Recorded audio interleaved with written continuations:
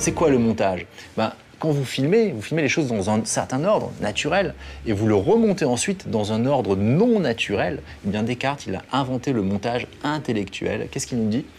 Vous ne pouvez pas penser les choses dans l'ordre où elles vous arrivent, mais ce que vous pouvez faire, c'est diviser la difficulté, mais surtout remettre les choses ensuite dans l'ordre du simple au complexe, dans un ordre facile pour l'esprit. Il dit le troisième précepte, de conduire par ordre mes pensées en commençant par les objets les plus simples et les plus aisés à connaître, pour monter peu à peu, comme par degrés, jusqu'à la connaissance des plus composés.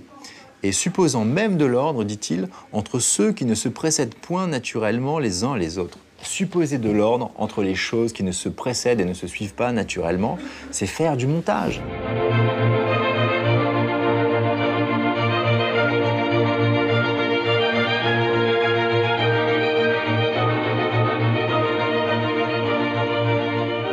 L'ordre naturel, quand vous débarquez dans une bataille, vous débarquez sur une plage, c'est de vous défendre contre celui qui vous attaque, dans cet ordre-là.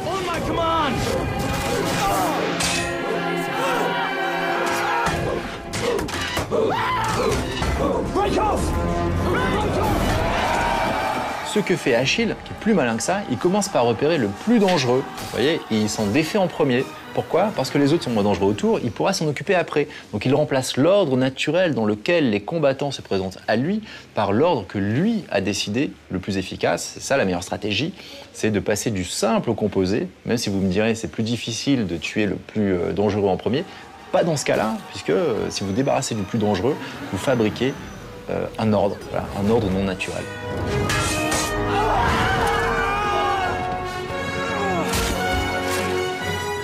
C'est une métaphore, évidemment. Il s'agit d'apprendre à bien penser et de faire, vous voyez, prendre ça comme une métaphore, la bataille, la bataille que vous menez, c'est pas la bataille contre des adversaires réels, c'est la bataille contre la difficulté de penser tout en même temps.